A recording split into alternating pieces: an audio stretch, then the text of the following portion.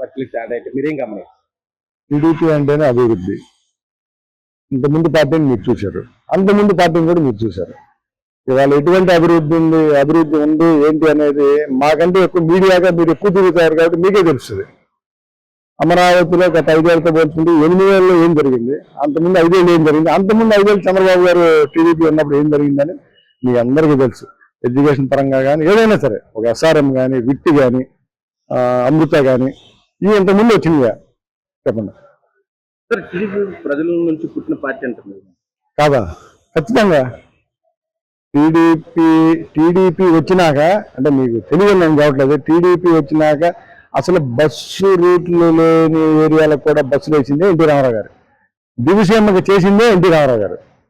ఏది ₹2 బియ్యం మన చూసి దేశంలో పంజాబ్లో కూడా పెట్టారు. మన చూసి ఫస్ట్ రామారావు గారే పెట్టారు. మీకు తెలిసిన ఆ విషయం. ఇంకెవరైనా పెట్టారా? అప్పటికి ఇప్పటికీ టీడీపీలో తేడాలు గమనించారు. జనరల్గా జనరేషన్ గ్యాప్ వస్తుందని అందుకనే వస్తుంది. కానీ అభివృద్ధి అదే, డిసిప్లిన్ అదే. రాబోయే రోజుల్లో టీడీపీలో లోకేష్ ఎలాంటి పాత్ర పోషించాలని మీరు భావిస్తున్నారు? లోకేష్ గారు ఎలాంటి పాత్ర పోషించాలనేది మా పార్టీ నిర్ణయిస్తుందండి. ఖచ్చితంగా. మీరేమనుకుంటున్నారు? మేమైతే నా పర్సనల్ ఒపీనియన్ అయితే ఆయన సీఎం అవ్వాలి. ఆయనే లీడ్ చేయాలి పార్టీని. ఖచ్చితంగా ఆయన లీడ్ చేయాలి పార్టీని. అదే అంటే 2024 చారిత్రాత్మక విజయానికి కారణాలు ఏంటంటే జనం పడ్డ బాధలకే, జనానికి పెట్టిన బాధలకే తీర్పిచ్చారు. ప్రజలు టీడీపీ వైపు మొగ్గు చూపడానికి ఏ అంశాలు కారణం అంటారు? జగన్ చేసిన పనులేనండి. జగన్ చేసిన అన్యాయాలు, అక్రమాలు, దౌర్జన్యాలు ఇవే కారణం. అంటే ఆంధ్రప్రదేశ్ ప్రజలు టీడీపీ నుంచి ఏం కోరుకుంటున్నారు? అభివృద్ధి. జనం ఎవరైనా అభివృద్ధిగా నేను కోరుకునేది. ఏదైనా పంటలు బాగుండాలి, అభివృద్ధి జరగాలి, 4 కంపెనీలు వస్తే 400 మందికి పని వస్తుంది. అది ఇతర పార్టీలకు తేడా ఏంటి? ఇది తెలుగుదేశం పార్టీ అనేది ఒక తెలుగు వాళ్ళ ఆత్మ గౌరవం కోసం పుట్టినటువంటి పార్టీ. ఇది ఒక శవాల మీద పుట్టినటువంటి పార్టీ కాదు. ఇది తెలుగు ప్రజల ఆకాంక్షలలో నుంచి పుట్టినటువంటి పార్టీ. ఆ రోజు ఢిల్లీలో తెలుగు వారిని అణిచివేస్తా ఉంటే ఇదిరా తెలుగువాడి పౌరుషం అని చెప్పి దేశానికి చాటి చెప్పినటువంటి పార్టీ తెలుగుదేశం పార్టీ. అంతేకాకుండా ఈరోజు మహిళలకి కానివ్వండి, యువతకి కానివ్వండి, ఇంకొక విధంగా చూసుకుంటే తెలుగుదేశం పార్టీ ఆవిర్భావానికి ముందు బీసీలని రాజకీయంగా ఎదగనిచ్చేవాళ్ళు కాదు. ఎప్పుడైతే తెలుగుదేశం పార్టీ ఆవిర్భవించిందో ఆ తరువాత చట్టసభల్లో ఈరోజు బీసీలకి ప్రాధాన్యత పెరిగింది. అంతేకాకుండా క్షేత్రస్థాయిలో కూడా బీసీ నాయకత్వాన్ని ప్రోత్సహించడానికి ఎప్పుడు తెలుగుదేశం పార్టీ ముందుంటుంది. తెలుగుదేశం పార్టీ వల్ల బీసీలు కానివ్వండి, మైనారిటీలు, ఎస్సీ ఎస్టీలు అన్ని ప్రజలకి న్యాయం చేకూర్చేటువంటి పార్టీ ఏదన్నా ఉందంటే అది ఒక తెలుగుదేశం పార్టీ మాత్రమే. కుల మతాలకు అతీతంగా ప్రతి ఒక్కరిని ఆదరించే పార్టీ తెలుగుదేశం పార్టీ. అంటే టీడీపీ ప్రజల నుంచి పుట్టిన పార్టీ అంటారు, నిజమేనా? తెలుగుదేశం పార్టీ ప్రజల నుంచి పుట్టిన పార్టీ అని చెప్పడానికి 2 ఉదాహరణలు చెప్తామండి. ఒకటి, ఆ రోజు 1982లో అన్న ఎన్టీ రామారావు గారు తెలుగుదేశం పార్టీ పెట్టి ఆయనకు రాజకీయాలలో ఎటువంటి అనుభవం లేకపోయినా 9 నెలల్లో దేశంలో ఉన్నటువంటి కాంగ్రెస్ పార్టీని ఎదిరించి ఆ రోజు ఆంధ్రప్రదేశ్ లో అధికారంలో చేజిక్కించుకున్నారు. అంటే ఇది ఒక ఎన్టీ రామారావు గారు ఇంకొకటని కాదు, ప్రజలే ఎన్టీ రామారావు గారిని ఈరోజు ఒక నాయకుడిగా తీర్చిదిద్దారు. అంతేకాకుండా 2019 ఎన్నికల్లో మనం చూసాం.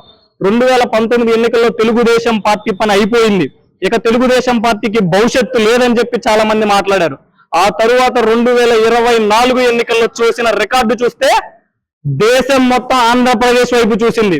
ఆ విధంగా ప్రతి ఒక్క తెలుగుదేశం పార్టీ కార్యకర్త కష్టపడ్డాడు. తెలుగు ప్రజలలో నుంచి పుట్టినటువంటి పార్టీ అని చెప్పడానికి 2 ఉదాహరణలే చెప్పొచ్చు. అంటే 2024 చారిత్రాత్మక విజయానికి కారణాలు ఏంటి?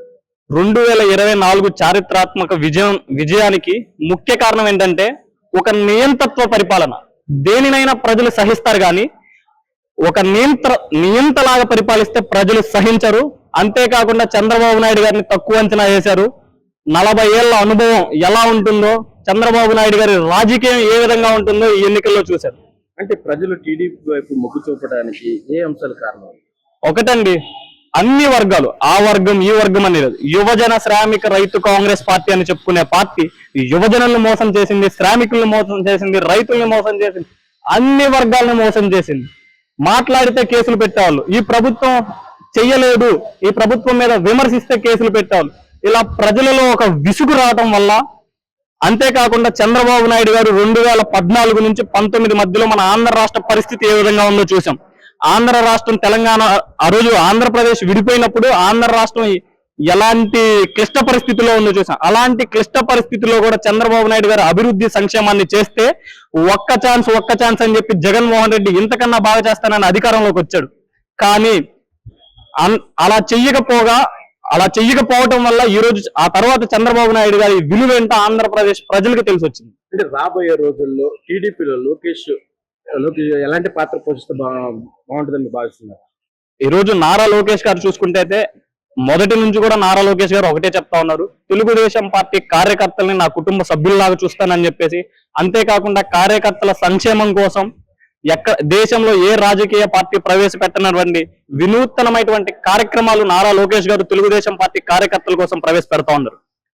ఇంతకుముందు ఒకసారి నేను కూడా చూశాను, నారా లోకేష్ అన్న ఒక మాట అన్నాడు, నాకు అన్న తమ్ముడు చెల్లి ఎవరు లేరు, నేను ఒక్కనే, కానీ ఇన్ని కోట్ల మంది తెలుగుదేశం పార్టీ కార్యకర్తలే నా తోబుట్టువులు, ప్రతి ఒక్క కార్యకర్తను నా తోబుట్టులా చూస్తానన్నారు. కాబట్టి ఖచ్చితంగా నారా లోకేష్ గారి మీద భవిష్యత్ తెలుగుదేశం పార్టీ ఖచ్చితంగా ఆయన మీదే ఆధారపడి ఉంది. ఖచ్చితంగా ఆ రోజు అన్న ఎన్టీ రామారావు గారు తెలుగుదేశం పార్టీని ఏ విధంగా అభివృద్ధి చేసి ప్రజల్లో నిలబెట్టారో, ఆ తర్వాత చంద్రబాబు నాయుడు గారు ఏ విధంగా తెలుగుదేశం పార్టీని నిలబెట్టారో, భవిష్యత్ తరాల్లో అంతకంటే గొప్పగా నారా లోకేష్ గారు తెలుగుదేశం పార్టీని నిలబెడతారని చెప్పేసి ప్రతి ఒక్క తెలుగుదేశం పార్టీ కార్యకర్తలకు పూర్తి విశ్వాసం ఉంది. టీడీపీ నుంచి మీరు ఏం కోరుకుంటారు? ఒకటండి, ఇప్పుడు మిగతా రాజకీయ పార్టీలకి తెలుగుదేశం పార్టీకి ముఖ్యంగా చంద్రబాబు నాయుడు గారికి చాలా తేడా ఉందండి. ఏ నాయకుడైనా రాబోయే ఎలక్షన్స్ గురించి ఆలోచిస్తారు, కానీ చంద్రబాబు నాయుడు గారు మాత్రం రాబోయే భవిష్యత్తు తరాల గురించి ఆలోచిస్తారు. దీనికి సరైన ఉదాహరణ ఏంటంటే, ఆ రోజు విజన్ 2020 అని చెప్పి పనిచేయటం కానివ్వండి, ఈ రోజు విజన్ 2047 అని చెప్పి భవిష్యత్ తరాల కోసం నారా చంద్రబాబు నాయుడు గారు పనిచేసే విధానం ఆంధ్రప్రదేశ్ ప్రజలకి మరియు ముఖ్యంగా మాలాంటి యువతకి చాలా ఆకట్టుకుంది. దానివల్లే మేము ఈరోజు తెలుగుదేశం పార్టీకి ఆకర్షితులయ్యాం. టీడీపీ గవర్నమెంట్ అట్లాగే ఉండేదో అప్పుడు కూడా మాకు పెద్దగా తెలియదండి. ఎన్టీఆర్ గారి పరిపాలన మటుకు సూపర్గా ఉండేది. అన్నగారు మాకు అప్పుడు కిలో 2 రూపాయల బియ్యం కూడా తెచ్చింది కూడా అన్నగారే. ఈ మధ్యన వీళ్ళు వచ్చి మేము తెచ్చాం అంటున్నారు. ఇది అంతా అబద్ధం, ఉట్టి అబద్ధం. ఇది అన్నగారు తెచ్చింది. ఇది ఆడపిల్లకి ఆస్తిలో వాటా కూడా అన్నగారు తెచ్చింది. అది పరిపాలనలో కూడా ఏంది దగ్గర 3, 5, 15 సంవత్సరాలు కూడా అన్నగారికి తిరుగులేరు పార్టీ. ఇది తర్వాత కూడా చంద్రబాబు నాయుడు గారు వచ్చి అతను కూడా బాగానే చేశారు, హైలైట్గా చేశారు. అసలు ఈ పార్టీలు ఏవి ఉండేటి కాదు. ఇప్పుడు కూడా అన్నగారే మన పరిపాలన మొత్తం పరిపాలించేవాడు, మన రాష్ట్రం మొత్తం. ఆయన ఫోటోలు అయితే మా గుంటూరు విజయవాడ అయితే మా సొంత గుంటూరు జిల్లా. ఇక్కడికి వచ్చి 2 సంవత్సరాలు అయిపోతుంది. ఇంటింటికి కూడా ఫోటోలు పెట్టుకున్నాం మేము. అతను ఫోటోలు గుంటూరు జిల్లా మొత్తం కూడా అంత బాగా చేశాడు అతను. కానీ చాలా మంచివాడు. విజయవాడ ఈనాళ్ళు పెట్టినప్పుడు కూడా మేము వెళ్ళాము. అతనికి వెళ్తే ఎద్దుల బండి మీద ఒక పెద్ద బండ కట్టుకొని 2 ఎద్దులు కూడా సవారు చేశాడు అన్నగారు. చాలా అసలు దేవమానుడు అతను. అసలు మంటోడు చనిపోవటం మన రాష్ట్రానికి కొంచెం ఇబ్బంది అయిపోయింది. అన్నగారు ఎస్టీ పిల్లలకు కూడా ఆ టైంలో కూడా ఇచ్చారు. అదొకటే నాకు తెలిసిన వారికి కారంచేడి పెద్ద ధర్నాలు అయినాయి. ఆ ధర్నాలు అయినప్పుడు కూడా ఎస్టీలకే అన్నగారు చాలా సపోర్ట్ చేశారు. అప్పుడు మాకు తెలుసు అన్నమాట గుంటూరు జిల్లాలో. మేము పిల్లలం, మా నాన్నగారు చెప్తుండేవాడు ఇవన్నీ మాకు. వీళ్ళు ఇచ్చారంటున్నారు. ఉట్టిదే అవన్నీ అన్నగారు ఇచ్చినాయి. గతంలోకి వెళ్ళిపోతే అన్నగారు ఇచ్చినవి మొత్తం ఇప్పుడు గుర్తు వస్తాయి అన్నీ. అవి గతం నుంచి తోగుకుంటూ రావాలి. కానీ ఇప్పుడు వచ్చి ఏదో మేము చేసామంటే ఇది నమ్మొద్దు.